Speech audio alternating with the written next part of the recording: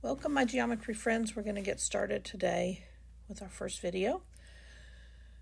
So we're going to start with some definitions that are necessary for our work this year, and then we're going to explore how to use a compass by hand. And that's what we're going to accomplish today.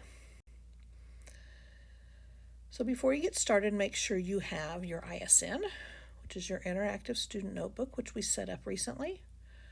You have a compass, a straight edge, which could be a note card or a ruler, blank paper, at least 2 sheets, and the definitions handout that will go into your ISN.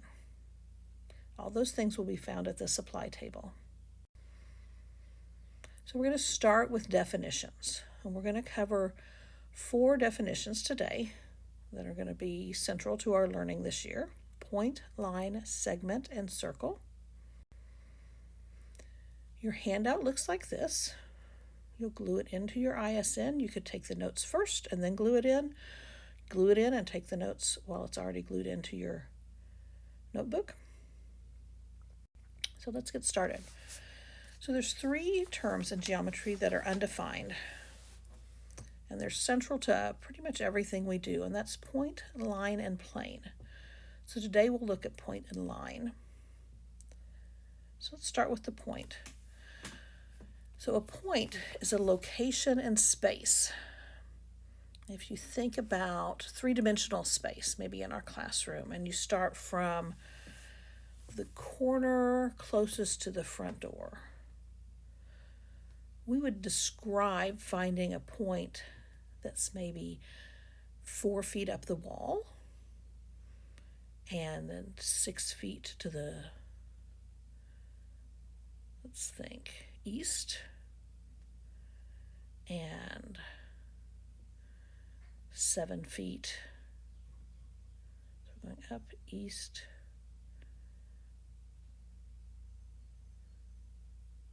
to the north as a location, like just a spot we could find in our room, in the air in our room. And that would be a point. So points have no shape or size because they're just a location, and we model that by, get my pen up, with a dot. So just a small dot like this. And we'll use a capital letter to name it, or you could use a larger dot. It doesn't matter what size your dot is. It's just a dot. And so we draw a point as a dot, and we name it with 1 capital letter.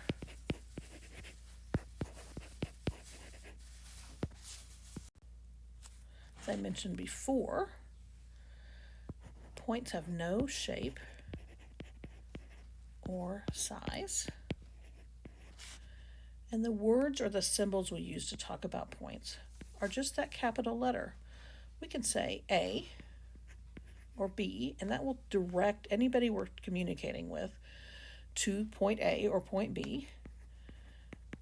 When we're speaking, we might choose to say point A instead of just the letter. Either way works. So how we write or speak about points is with those capital letters or the word point A, point B. So let's look at the line. For the line, it's a collection, an infinite collection of points. So we all know what a line looks like. So we draw the line, and it's important to draw the arrows at the end.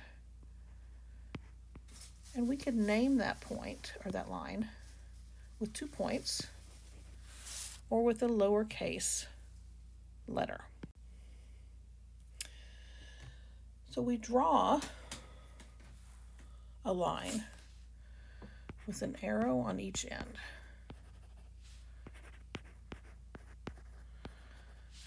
And if you don't put the arrow on each end, then you're not going to communicate clearly that that's a line. You'll be communicating that it's a ray or it's a segment, but not a line. So the arrows are very important. So we name a line with 2 capital letters or the 1 lowercase letter.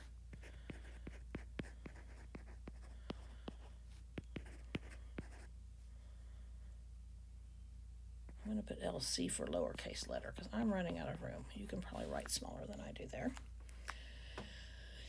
And what's interesting about lines is that we have no height. There's no height or width to a line.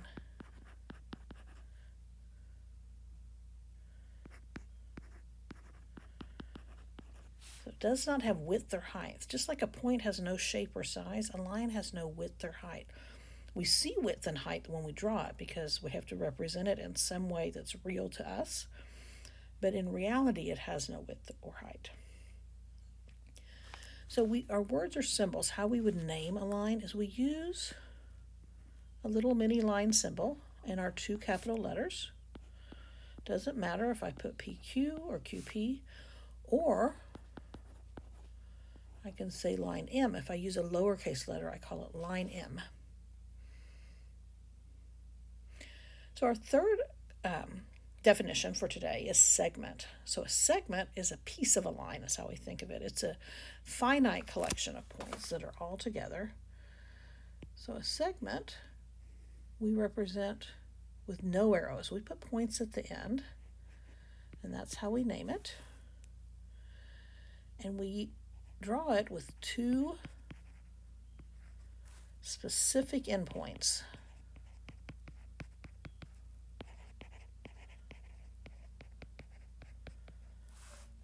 And we name it by 2 capital letters.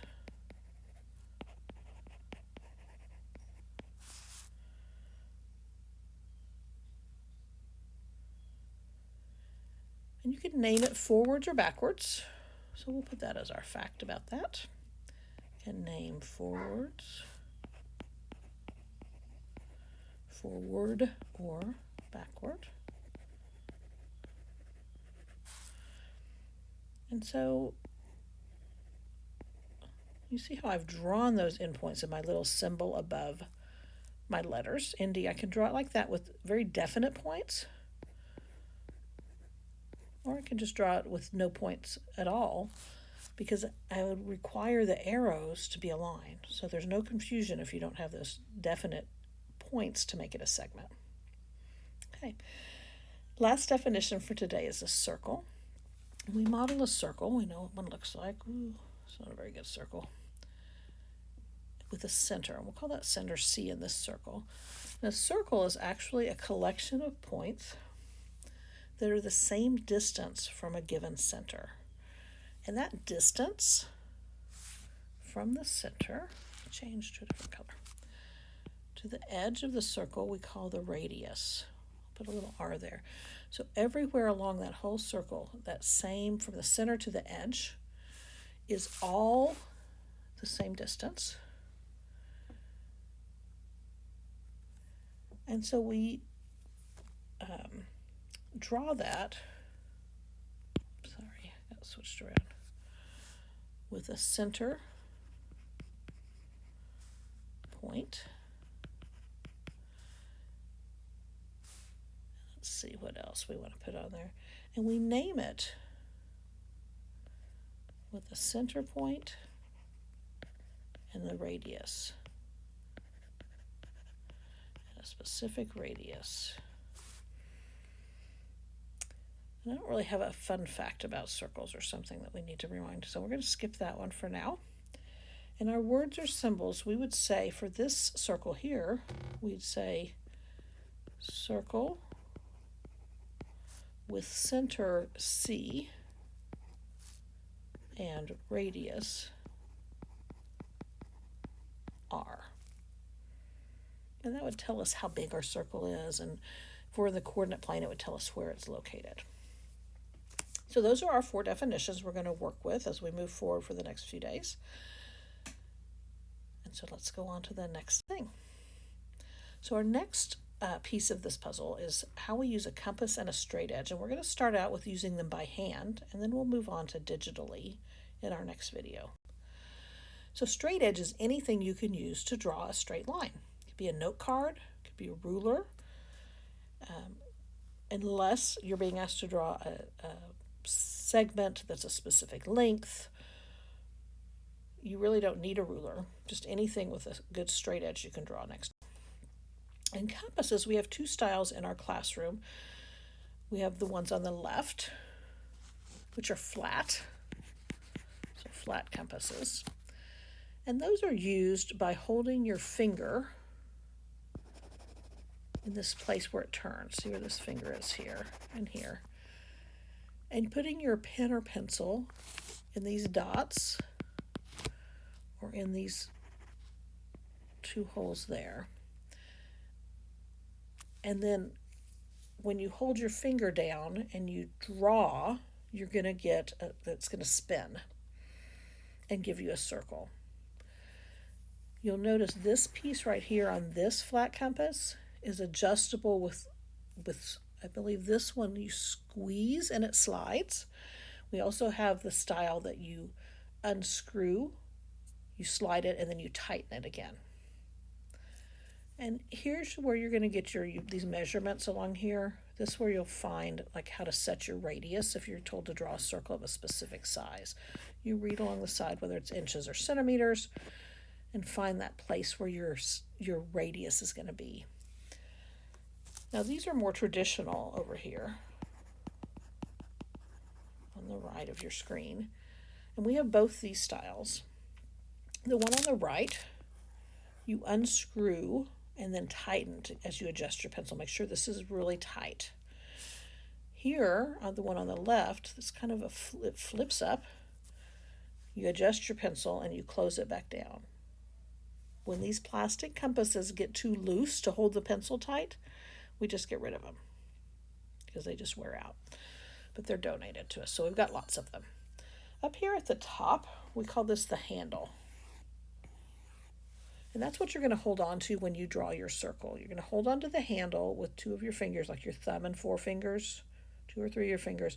And you're not going to touch these sides. You're only going to touch the top when you're drawing. So the last thing I want to point out here is that right here, this is a way to set your radius on this particular style of compass. Over here, it'll tell you if it's inches or centimeters, and you adjust this arm back or forth to get this little black mark right there set, and that'll make your radius of your circle. So if you need to adjust the radius for a circle that does not have that measurement, you're going to use a ruler and just set your pencil in your center point, the metal tip in your compass, against a ruler to get it adjusted to the right size, and then move on and draw your circle. So last bit is a little bit of a few compass tips. So it makes it easier if you start out with a couple pieces of paper so that your paper is not just one sheet on a hard surface. That second sheet or third sheet gives you something for that metal tip to dig into a little bit and hold steady. If you line up the tip of your pencil with the metal point of the compass on the ones that are not flat compasses, that helps you to draw better. You don't want the pencil too much longer than the metal point, and you certainly don't want it shorter. You want to make sure that pencil is tightly clamped into the compass. Use the top handle of the compass so that you don't adjust the size of the circle as you're drawing. That's very frustrating. Try using only one hand, and if it's very awkward and you're frustrated, try just spinning the paper as you start out. It's a really good workaround sometimes. So you're going to take this information, you've got some notes to get started, helping us with some vocabulary, and then your must-dos are going to be to use a straight edge to draw at least 2 line segments using that straight edge. And then you're going to play with that compass. You can play with the different styles until you find one you like, until you're an expert and it no longer feels awkward to use the compass. So that's it for this video.